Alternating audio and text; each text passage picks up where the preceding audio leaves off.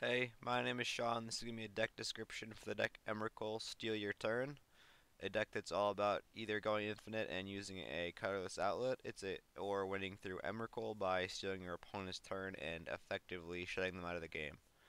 Thank you guys for watching, and if you enjoy, please like and subscribe. Okay, so let's get into this. We have our commander here. It's Emrakul, the Promised End. It is pretty expensive at 13 mana. But we do have this cost reduction for cards in our graveyard, and we play most of the types. We typically get at least an artifact in the graveyard and a creature, maybe a planeswalker. That's not going to be the greatest way to ramp it out, but we do have a lot of mana artifacts, and we are trying to play a slow game, and a lot of the times we're going to cast this off infinite mana. So the 13 mana isn't the biggest. And so the big ability we want is when you cast Emrakul, you're getting control of target opponent's turn during that player's next turn. After that turn, they take an additional turn. And the main point of this is we want to effectively either kill our opponents with their own spells. I'll explain how to do that. Or we want to effectively remove them from the game by kind of getting rid of everything good in their hand, sending that away, wasting it on nothing.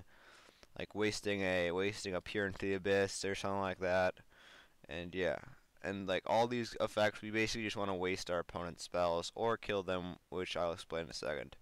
It's most similar to Kozilek, except Kozilek is really all about you want to get Kozilek out, you want to refill your hand, and then you want to kind of counter spells. This is just we want to cast Emrakul on one turn and basically finish the game. And we have a 13/13 attacking flyer that's protected from instants.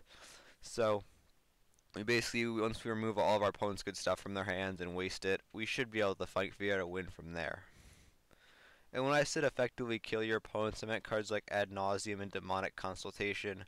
Ad Nauseam, a very powerful card, but when you go past 40 life, you just lose the game. So, if your opponent has an Ad Naus, you take control of their turn, you cast Ad Naus, and they lose the game. Demonic Consultation, you take control of their turn, you cast Demonic Consultation, you name a card that is not in their deck, and then you kill them with that again. And then we have Underworld Breach and other effects like Wheel of Fortune. Like you basically just wanna, if you can't kill them with that, you just wanna waste all their good spells. Like Underworld Breach only lasts for a turn, and so you wanna waste their Underworld Breach, and no one's gonna counter it because you're playing they know you're wasting it. So it's like you just can waste through all of your opponent's best spells on nothing. And if they do counter it, I guess that's added benefits because then it just goes to the graveyard anyways. So our first combo is Mirror Retriever, Ashton's Altar, and Foundry Inspector. All these cards are replaceable. We have a bunch of Mirror Retriever effects, and basically with either Ashton's Altar or KCI and a cost reducer on the battlefield, such as Foundry Inspector, you sacrifice these to either KCI or Ashton's Altar, looping the Mirror Retriever effects together, like Scrap Trawler, Junk Diver. There's a few other ones, and you just loop them together and in the end generate infinite mana. And then we have Basalt Monolith, Rings of Bright Earth. This is pretty simple. You basically go infinite mana, and then by just tapping Monolith, activating Rings of Bright Earth, going to getting 4 mana, and then untapping Rings, so you net 1 mana, untapping Monoliths, you net 1 mana each time. And then we have some additional infinite mana outlets. In case we have one of these, we don't need to win with Emrakul. Blasting Station's obviously really good with Emrakul because basically we can just go, whenever a creature comes into play, you can just recast Emrakul and sack it. So take each of your opponent's turns, but also it can be used to ping your opponents by just infinitely recasting Emrakul and sacrificing it. Then we have Walking Ballista, which we have wasted tutor for, which is nice, and we just have infinite mana. We just play this, or even if it's on the battlefield already, we just give it infinite 1/1 counters and ping our opponents. Then with Aether Flux Reservoir, with one of our KCI combos or Ashton's Altar combos, we basically just gotta have Aether Flux Reservoir on the battlefield, and this just gives us that we just repeatedly cast spells, gaining infinite life, and then hit our opponents for 50 each time. And then we have our last combo. This is kind of just like we're playing this card, we might as well play Spine of Ishsa. Sculpting Steel is really good in KCI combos because it can function similar to a lot of the Mirror Retriever and pieces like that. Then we have KCI, which is obviously our combo in Ashnod's Altar or Clark and Ironworks combos. Then we have Spinovish Sauce, so just it's good with this combo because with this on the battlefield and this on the battlefield, we basically just cast Sculpting Steel, Targeting Spine, and if we have a cost reducer, well, we sacrifice Clark to generate 2 mana.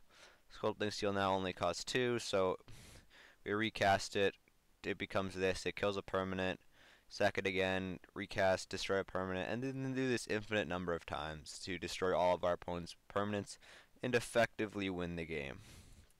And then the last thing we're going to have here is our stacks pieces. Our commander's pretty expensive with 13 mana, so we really want to slow the game down. We really want to control the board, and so we play a lot of these slow stacks pieces like Cursed Totem, Trinisphere, and Winter Orb.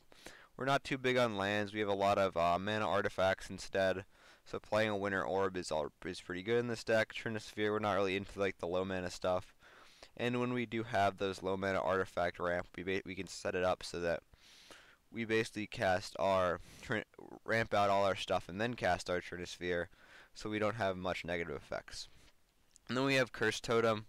We play mostly creatures with triggered abilities, so we don't really matter if players can't play activated abilities of creatures, which basically just shuts down a lot of our opponent's stuff. So yeah, that's going to end this deck description video.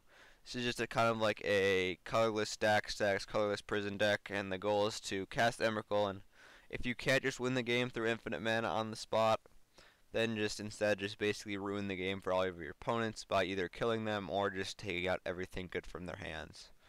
So thank you guys for watching, and hope you enjoyed.